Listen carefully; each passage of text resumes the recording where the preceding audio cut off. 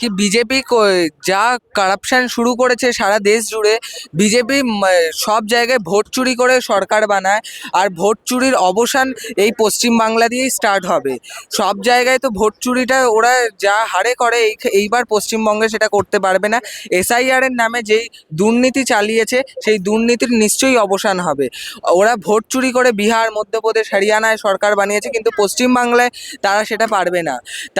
তারপর বিজেপির বিভিন্ন নেতাদের উপর রেপের চার্জ আছে, কারাপশানের চার্জ আছে। তারা সব পুরো দেশটাকে বেচে খেয়েছে পুরো বিজেপি নেতারা। বিজেপি পুরো সর্বনাশের মূল কাণ্ডারি ভারতে। আর ভারতে ওরা যদি ধর্ম বিভাজন না করে তারা যদি একটা সিট জিততে পারে, তাহলে ভাববো বিজেপির দম আছে।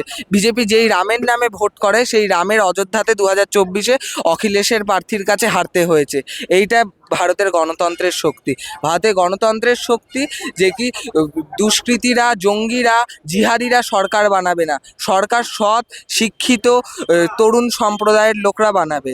কোনো মতেই বিজেপি বানাতে পারবে না পশ্চিমবঙ্গে। 2026-এ বিজেপির সরকার পশ্চিমবাংলায় হবে না।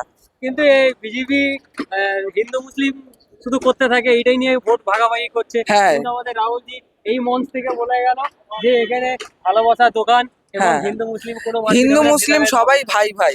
হিন্দুরও রক্ত লাল, মুসলিমেরও রক্ত লাল। কেন বিভাজন হবে?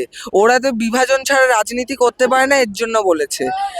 কিন্তু বাংলার মানুষ অন্তত যা এডুকেটেড আর লিটারেসি, কেরালা, ওয়েস্ট বেঙ্গল, তামিলনাড়ু, এর জন্য বিজেপির আজ অব্দি কোনো মুখ্যমন্ত্রী হয়নি। মূর্খ রাজ্য বিহার, উত্তরপ্রদেশ, ছত্তিশগড়েই ওরা সরকার বানাতে পারে, এইখানে পারবে না। যেহেতু এই ওয়েস্ট বেঙ্গল থেকেই তো স্বাধীনতা ঝড়টা উঠেছে। হ্যাঁ, এখান দিয়েই আবার ইয়ে যে কি স্বাধীনতা যখন হয়েছে, মূল কাণ্ডারি পশ্চিমবঙ্গই ছিল। আর ভারতে 2029-এ বিজেপিকে সেন্ট্রাল গভর্নমেন্ট দিয়ে সরানোরও মূল কাণ্ডারি আমাদের এই পশ্চিমবঙ্গই হবে।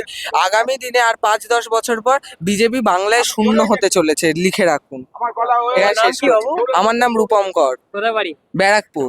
ব্যারাকপুর রাসবিহারী জায়গার নাম শুনেছেন তো? হ্যাঁ, অ্যাকচুয়ালি ওই জায়গাটার নাম কিসের জন্য হয়েছিল বলুন তো? হ্যাঁ, বলতে পারবো না। ওই জায়গাটার নাম হয়েছে রাসবিহারী বসু বাবু ও। মহাশয়ের উদ্যোগে, ওনার নামে ওইটা বানানো হয়েছিল। যেহেতু উনি সর্বপ্রথম এই ভারতের মাটি থেকে বিদেশের থাকা মানে কোনো হোটেল বা ব্রিটিশের বিরুদ্ধে আন্দোলন করেছিলেন।